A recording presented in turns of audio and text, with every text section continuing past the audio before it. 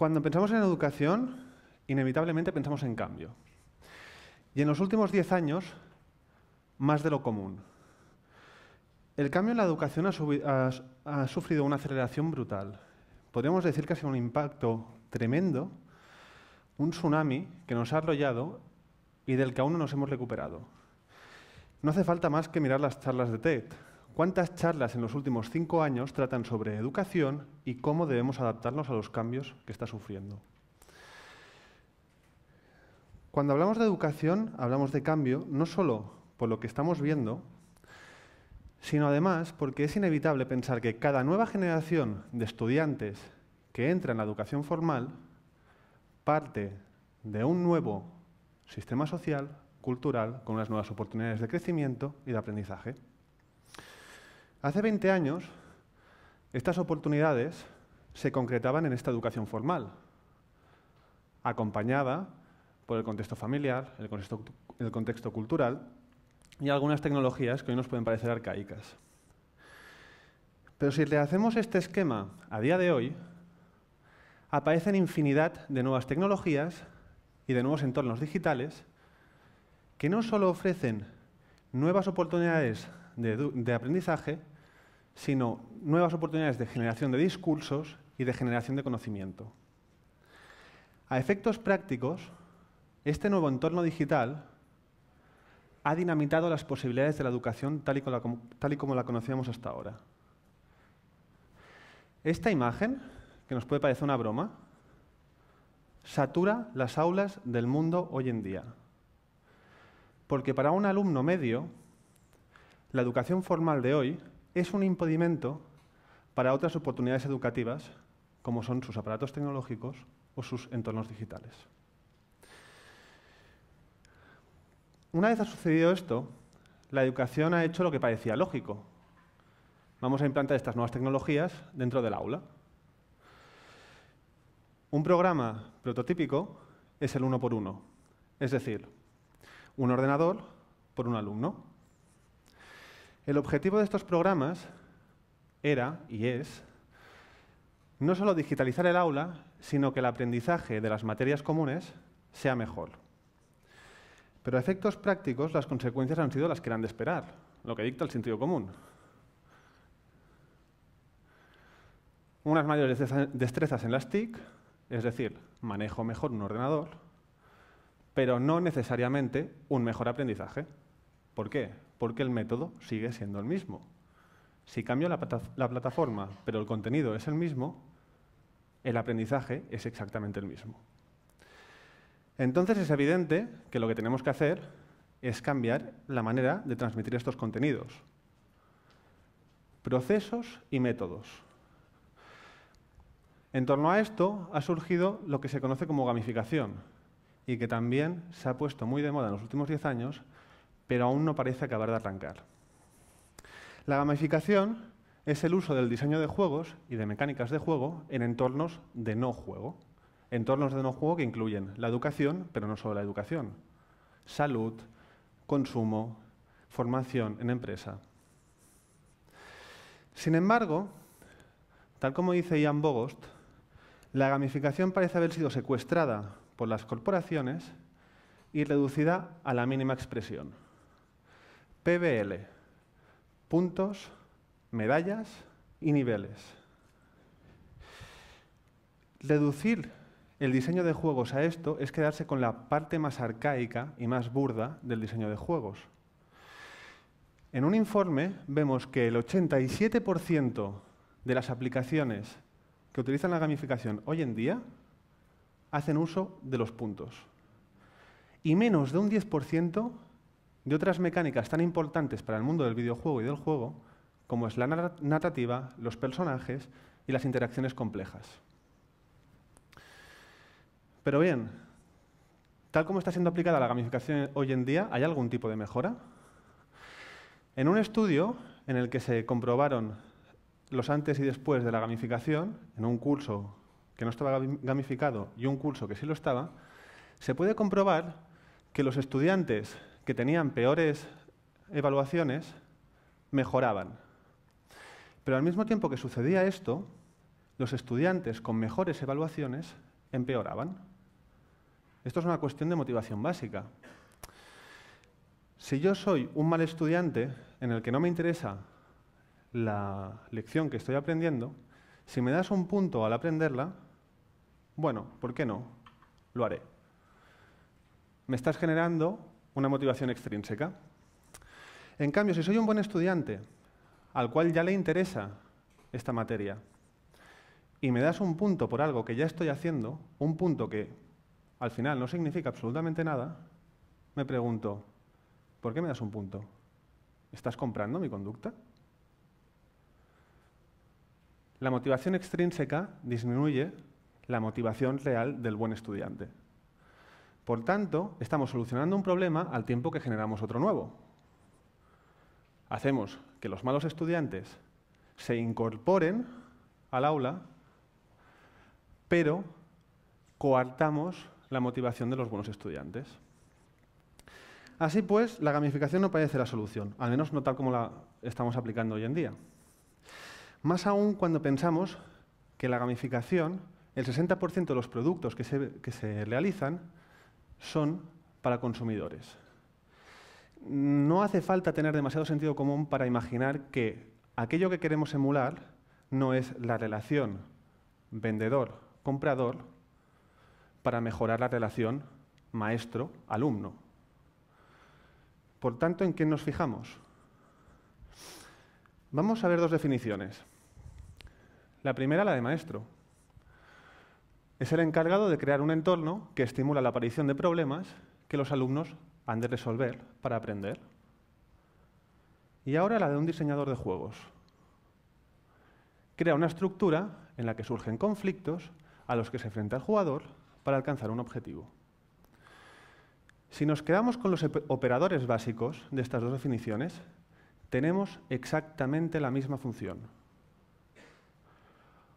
Un maestro es un diseñador. Y esto es lo que no tenemos que perder de vista. Vamos a imaginar un curso de geografía. En este curso, el objetivo es que el estudiante de primaria adquiera conocimientos básicos sobre cómo leer un mapa, representaciones gráficas en un mapa, cómo leer ciertas tablas y datos respecto a población, migración, recursos. Estos datos se ofrecen de forma pasiva, es decir, de viva voz, por el maestro y a través de un libro de texto. Y al final del curso, 3 meses más tarde, se evalúan mediante un test. Un test que garantiza que el alumno conoce estos datos, pero que en ningún caso garantiza que el alumno sabe operar con estos datos. Es decir, no sabe o no tenemos la garantía de que sepa solucionar problemas. Ahora miremos el modelo de David Hunter. David Hunter es un profesor que creó Zombie-Based Learning. En su curso de geografía propone una narrativa gráfica en la que los alumnos se ven inmersos en un apocalipsis zombie. Y además les da los componentes básicos para sobrevivir a ese apocalipsis zombie. Es decir, mapas con las migraciones de las hordas de zombies, los recursos, las poblaciones. Y los alumnos, con esos datos, tienen que operar para sobrevivir. La evaluación no es un test, la evaluación es la supervivencia. Por tanto, el alumno pasa a ser un agente activo. Está claro que esto es un nivel de exigencia muy alto. No podemos pedir a nuestros maestros que dediquen el tiempo que requiere reconvertir todos y cada uno de los cursos que imparten. Sin embargo, a lo mejor hay otras posibilidades. Imaginemos una clase de trigonometría. Nos hemos puesto en el papel, ¿no? Nos identificamos con Jack Sparrow. Entonces, cambiemos ahora completamente el entorno. No estamos en una clase. Estamos en un submarino de la Segunda Guerra Mundial. No somos estudiantes. Somos marinos de la Armada Alemana. Y nuestro objetivo no es resolver un problema, sino dar caza a un mercante británico. Es más, ¿por qué vamos a complicarlo tanto? ¿Por qué no jugamos a Silent Hunter? Silent Hunt es un simulador de submarinos. Tengo un mapa en el que aparecen los contactos y tengo que trazar trayectorias para interceptarlos. Y las herramientas para trazarlas son una regla, un compás y una escuadra. Una vez llego allí, tengo que trazar una solución para disparar mis torpedos. Y una vez he hundido al barco mercante, sé el tonelaje de mi victoria. Por tanto, puedo competir con otros alumnos o con otras clases. Vamos a ir un pasito más allá. ¿Y si tengo una clase que es sobre historia y quiero involucrar a mis amigos en la Roma renacentista? Y en vez de ponerles un cuadro costumbrista en el que aparecen ciertos aspectos de la vida en la urbe romana, ¿por qué no les meto directamente dentro de la urbe romana en la época renacentista? ¿Por qué no les hago jugar a Assassin's Creed? ¿Por qué no les hago escalar la arquitectura? ¿Por qué no les hago ver el Coliseo? Si tengo un ejercicio de escritura creativa, ¿por qué tengo que hacer siempre la misma pregunta? ¿Qué es lo que hiciste en las últimas vacaciones? ¿Por qué no puedo hacerles jugar a Elegy of a Dead World? Les hago visitar mundos extraños, les hago escribir sobre estos mundos, les hago redactar su historia y que luego los compartan con sus compañeros y que otros compañeros puedan visitarlos. Si estoy en clase de ciencias sociales, ¿por qué no puedo hablar del feudalismo a través de Crusader Kings? ¿Por qué no puedo hacerles que experimenten lo que es un contrato de vasallaje? Que experimenten lo que es la inmersión de la religión dentro de la vida política. O aún más, si estoy hablando de la Reconquista, ¿por qué no les pongo el escenario y que creen una realidad paralela? O la unificación carolingia. Nada me lo impide.